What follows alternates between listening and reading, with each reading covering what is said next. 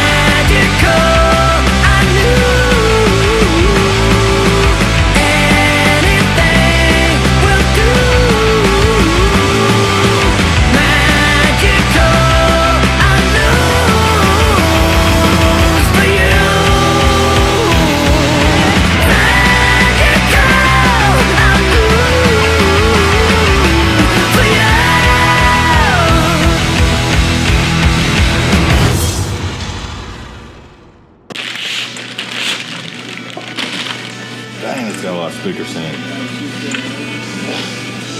Look at all them speakers.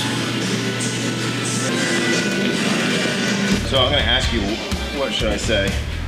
What? You're going to ask me that? Yeah. But then already know? Well, no, and then Because that would be great. Yeah. Oh, God. So some of you may remember the Roxer from last season. We did a wheel and tire package. We upgraded the suspension, new leafs, new shocks. We did a cold air intake, we did an exhaust, we did a tune, so now it goes 71 miles an hour. Now it's back for even more fun. Heck yeah. Where should we, because I have, oddly enough, for this season, the Roxer's gonna get a worn winch with a synthetic line. We're gonna hide a wet sound soundbar under the dash. Have a Bluetooth audio controller for volume up and down, track up and down. Do a headlight upgrade, which has daytime running light, high beam, low beam, and turn signal, and then also Bluetooth controlled off-road mode, so we don't need light bars. And then we're upgrading to an actual turn signal stock, opposed to a button on the dash, so you actually remember to use it. Nice. We've installed Child. Yeah. How loud is that soundbar going to be though?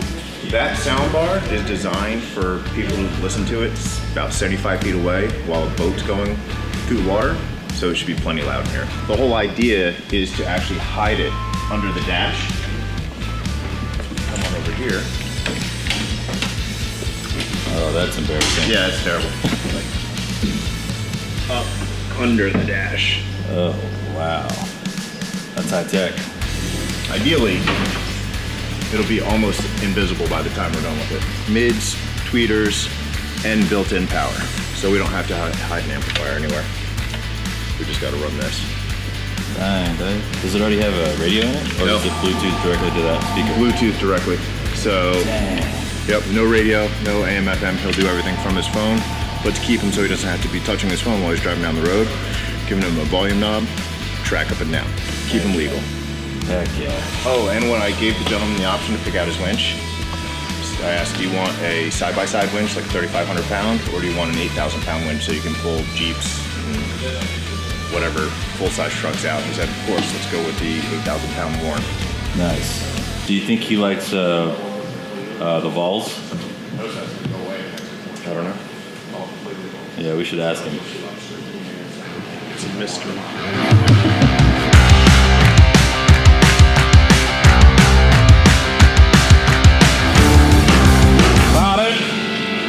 What are you doing? Working on a Sierra.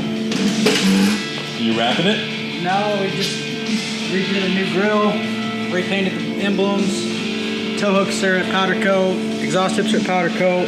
You doing the flares? Now I'm putting them back on, and you gotta pop them off individually. Oh, you have to take the flares off to get the bumper off? Yeah, it's a 3-piece. Dang. Center, grill, bottom. Gotta love that design. No. Bucky loves it. Oh yeah.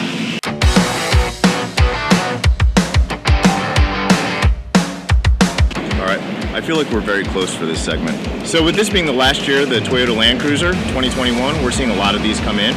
This particular one is now in for its second or third trip. We did a chrome delete, which I'll show you guys in better detail.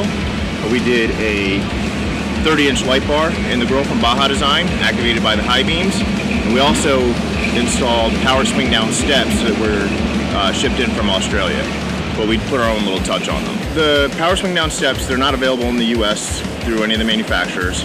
So we had to order them in, figuring one way or another we were gonna make them work. This is a global platform, so we didn't think it was going to be electrically different. However, it's designed, the kit's designed more for like a do-it-yourself type of install.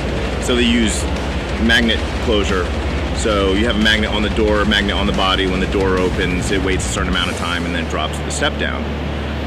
For longevity, we've seen that not hold up in some other applications. So with a little bit of research, we realized that we could get to the door triggers on the body control module, and we were able to actually go point to point. So now it's just as if it was factory. So you open the door, the computer sends out the signal, the electronics for the power step is seeing that and knows when to open and close. And then we don't have anything that'll go out of adjustment. And like I said, it acts much more like factory. It was a couple hours extra labor. When we discussed it with the client, he was like all for it. You know, it was a little bit more labor, but now it's like could have been there for Toyota. And then when you open the door, just like the rest of our power steps, super nice.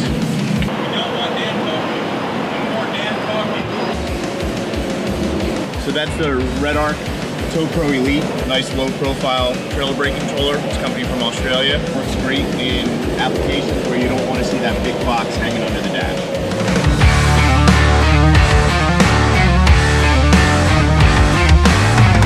I'm sitting in a client Sprinter. Not quite sure what year it is, but it was already converted when it got to us. We wanted to upgrade the entertainment system, both front and rear. So we replaced the center console. There's a subwoofer down firing in there. We have an AC outlet, 12 volt, and an HDMI in. There is an Apple TV that's hooked up to this. This is a large monitor that folds down. It also in the console, we have storage, cup holders, and then two subwoofer level controls. There's a subwoofer here. There's a subwoofer in the back. We replaced all the speakers. So basically the way this works is because it's a dual zone system, they can be listening to whatever they want on the front, while in the back they can be listening to something totally different or have one system off and one system on, or vice versa.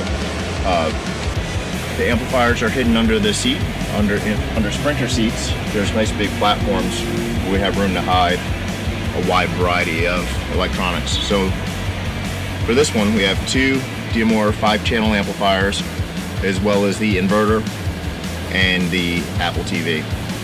And then Miguel fabricated a custom dash to take one of the Kenwood floating tablet style radios and make it look like it could have been there from factory.